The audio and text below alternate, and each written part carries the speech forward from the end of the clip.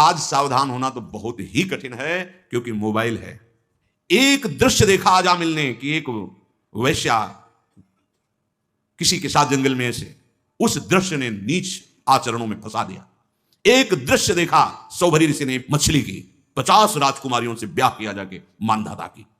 दृश्य ही देखने मात्र से भ्रष्ट हो जाना होता है, फिर आप उसको तो सर्च करके इच्छा करके देख रहे हैं। हाथ जोड़कर प्रार्थना है, इस आग से बचो। ये आग तुम्हारे सुकृतों का नाश करके, तुम्हारी जीवनी शक्ति का नाश करके तुम्हें ऐसे चिंता, शोक, ऐसे दुख में फंसा देगी, फिर नहीं निकल पाओगे। त्यागात् शान्तिरनन्तरम, भगवान ने कहा, भोग के बाद शांति नहीं, तृष्णा पैदा होती है।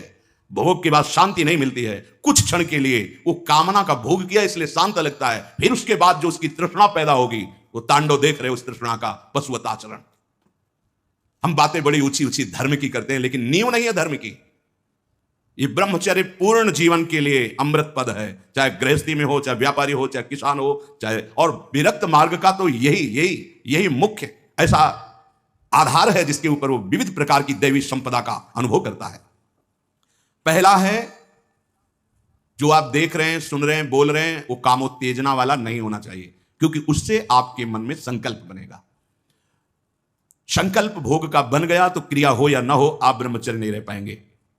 एक बार परमहंस स्वामी श्री ओंकारानंद सरस्वती जी महाराज, साक्षात मूर्तिमान ब्रह्म, नजफगढ़, कानपुर, गंगा के किनारे, बहुत बहुत ही ज्ञान संपन्न महापुरुष, तो हिम्मत करके पूछा गुरुजनों से तो अपनी बात, महाराज जी पूर्ण ब्रह्मचर्य रहने में कई ऐसे साधकों में परस्पर वार्ता को कहते हैं स्वप्न दोष हो जाता है, तो हम कैसे अखंड ब्रह्मचारी माने जाएंगे।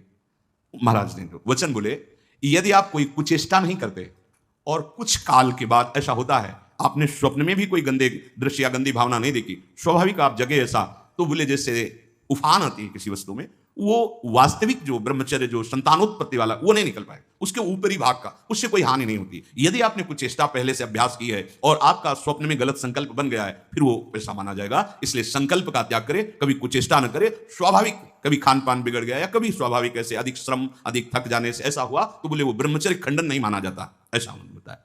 दूसरा, अब हम सामने तो आंख नहीं मिला रहे काम भाव से, लेकिन हम छुप करके किसी शरीर को देख रहे हैं। किसी शरीर का प्रयोग इसलिए किया कि चाहे जो साधक हो, जिस भावना का साधक हो, काम भाव से किसी भी शरीर को देखना, वो उसके लिए अष्टमैथुनों में आता है और वो ब्रह्मचर्य नहीं धारण कर पाएगा। भावनाएं हैं अलग अलग, काम भावना का अलग अलग आरोप शरीरों में किया गया है। समय परिवर्तन के साथ बुद्धि का परिवर्तन होता जाता है, कामनाओं का अलग रूप होता चला जाता है, जो हमने कभी शास्त्रों में नहीं पढ़ा वो देखने को मिल रहा है।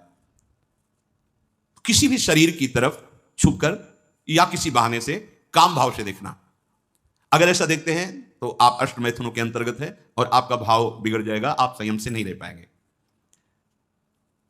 एक बार दृष्टि भूल से चली जाए, उसे देखना नहीं कहते। जैसे आप मालूम अचानक दृष्टि गई, बस आप हटा लीजिए।